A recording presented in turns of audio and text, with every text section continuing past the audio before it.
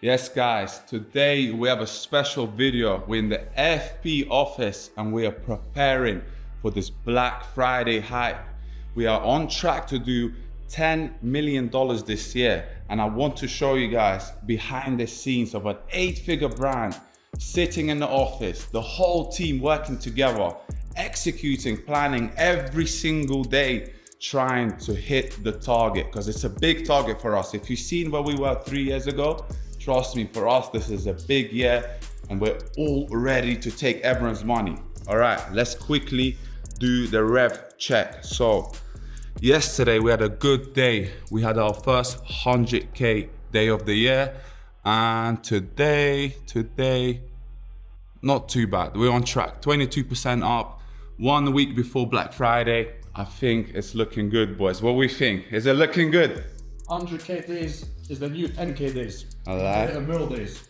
Literally. Tim, Yeah. the finance man. Do these numbers ever scare you? The numbers, we're used to them now. Now, he said this morning it's normal for him. Yeah.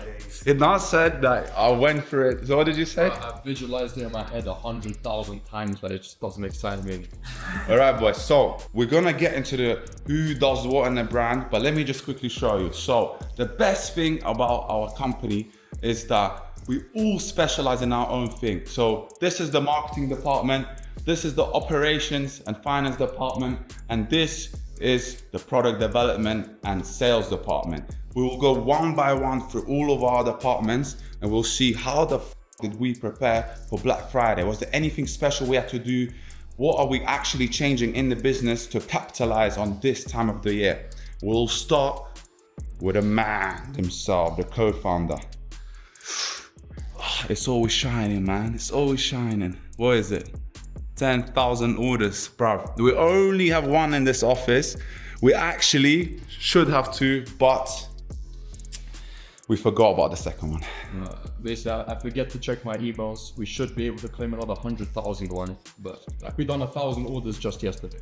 It's all right, it's all right. Sorry. All right, now, so your department, like, was there anything special? How did we prepare for Black Friday this year? What was the biggest changes this year? Okay, so my department, to be a bit more specific, is really in charge of the whole website, in charge of funnels like post purchases, making sure our AOV is at maximum. We want to squeeze as much cash as possible. I'm also in charge of the email marketing. I have a good email marketing campaign set up this year, and in charge of product. So kind of just talking to the suppliers and making sure everything is all good on that end. So imagine, guys, for the whole year, we have around $60 average order value. And then this quarter four, this Black Friday gift season, we want to bump it up. We want to make sure that every person that's visiting, we get more and more cash out their pockets.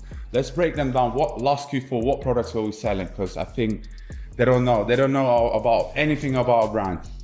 So last Q4, we were only selling the black one and the red one. Yeah. With absolutely nothing And else. how much did we do?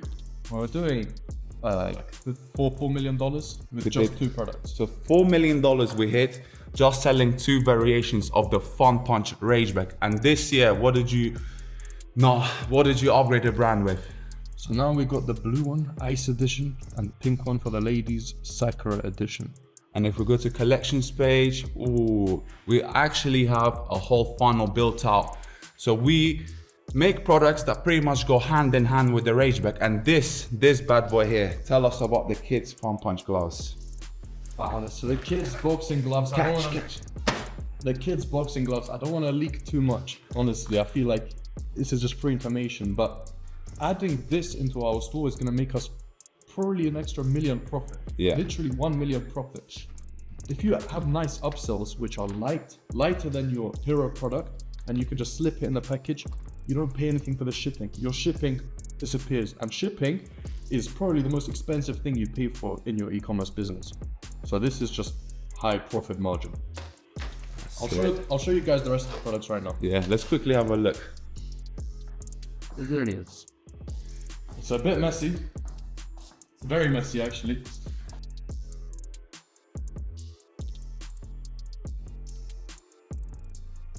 Who's that guy there, bro? Who's that guy there? Trump. Mr. Trump. So last year, when Trump was winning, what did we do? We launched a Trump edition range bag. There's only 500 pieces of these. They're completely out of stock now. This guy needs to get knocked out. Playing with our fucking tires, bruv. But yeah, this one is good. We want to kind of go down the collectible route as well, and maybe lots of cool variations that are just limited edition. Speaking of limited edition, I don't even know we had this. You didn't tell me, bro. bro. Why did you not open this? So guys, we actually have been working with one of the designers. He's got a bit of following online and he makes these type of drawings, but this is an unreleased piece. We haven't decided when we're gonna drop it. So. Sloan, if you're watching this, shout out to Sloan. Yeah. He's a very big UK guy. He's an artist. He makes these very cool arts, and we decided to do our first ever FUNPUNCH collab with him. I wish we had this pumped up. How did he reach out? It was like, I think he bought it for his kids or He something. bought it for his own kid. He liked the product a lot, and the vision clicked in his head. He messaged us straight away. He said, guys, let's do a collab. Yeah. Let's tag him here. Sloan, check out his Insta. I want to just mention that's why it's extremely important to have a brand with a message, with a purpose that truly makes others like excited when they hear about it. We always say we want to raise stronger kids. So all the parents that are coming in and buying, and we're giving their kid a stronger punch, more physical activity, better energy, and not even kids, the youth, and even people that just go to university or do MMA.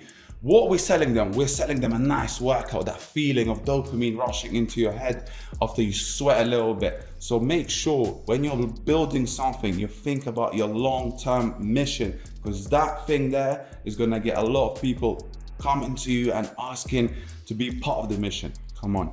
Yeah, I think we truly have one of the best brand missions to raise a stronger generation. Yeah. But it's not even just the marketing side where a mission helps, even within the team. If you keep brainwashing your team and just keep sending out that mission of raising stronger people, now the team is working at having an aligned image of that same. You have to live what you preach, and we fucking live it. Every day we're mashing out workouts, gym, wrestling, boxing, sprints, running, like anything you can imagine. And when we come to the office and we sit for 16 hours behind these desks, we feel that, all right, we have to give that same feeling to others through our products. Anyways, let's get back into the Black Friday campaign. So I always want to create more and more products. I really want it, but someone doesn't let me. Who? This French man. All right, Tim. Strict. What's your problem, Tim? By the way, Tim and Nat, you see, they sit next to each other, and they always, once a week, they will have a product the cogs clash, the cost of goods. This has to get used with some threats. Now launches products, but he doesn't know what's our cost, how much does it cost to launch it. You just put it on the website, we have no stock for it.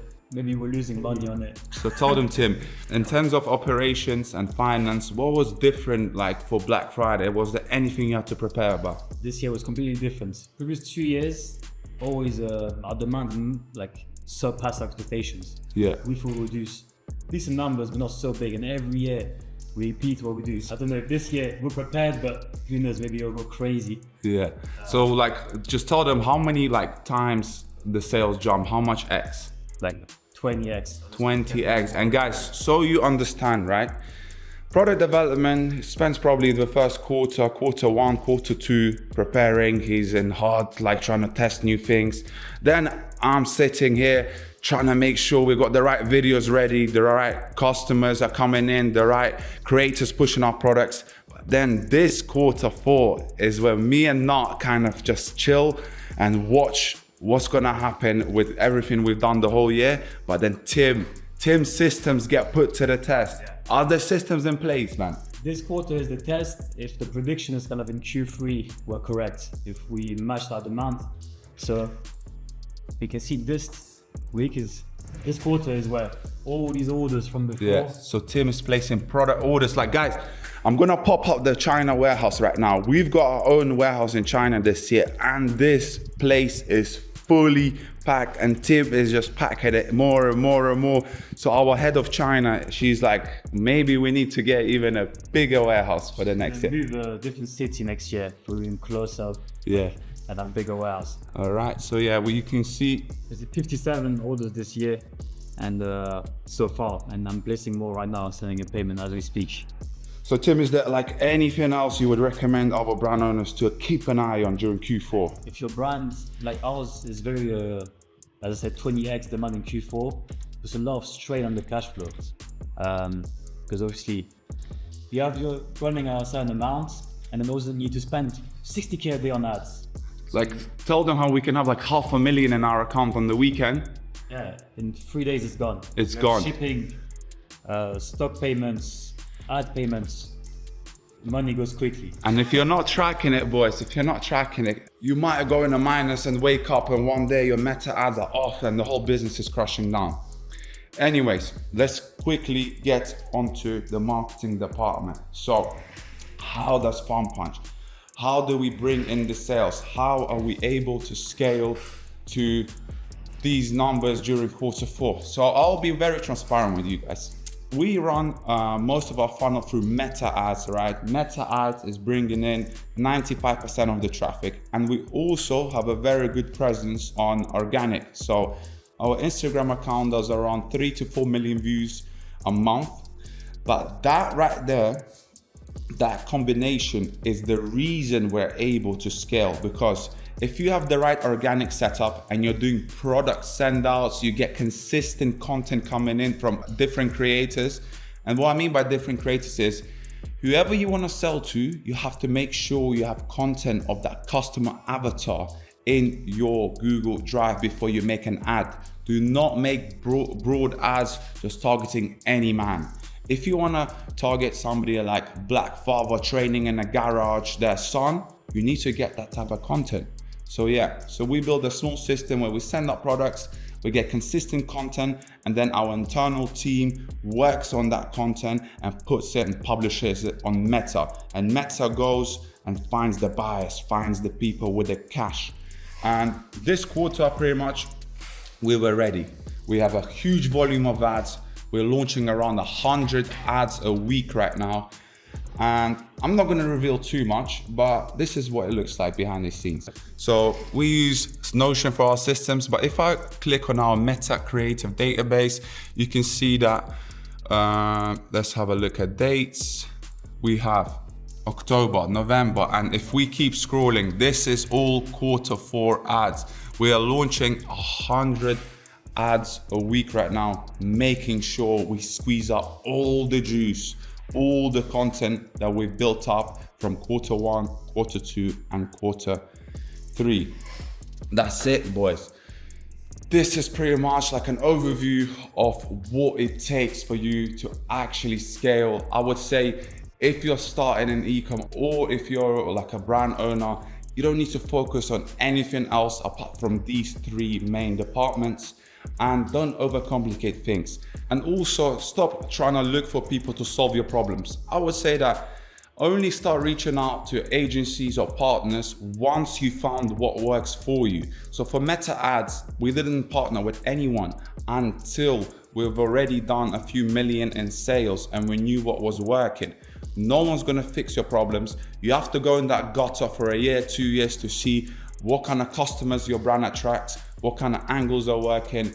And yeah, you just have to go through that gutter stage with your team and see everything that works before you start hiring and putting systems into place. All right, guys, any last messages you want to say to the people watching us?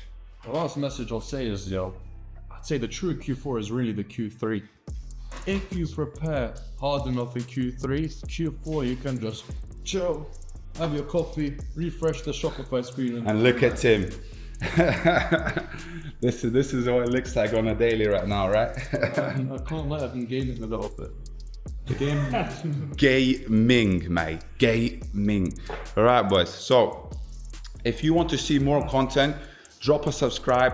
We are also dropping, as you can see where we're filming, a story video about how did we get to 8 figures in all-time revenue with FUNPUNCH. Just a punching bag it was at the start. So yeah, drop a follow. We're gonna share so much value on this channel and you will get tips how to become a CEO. I'll see you lot in the next video. Bye.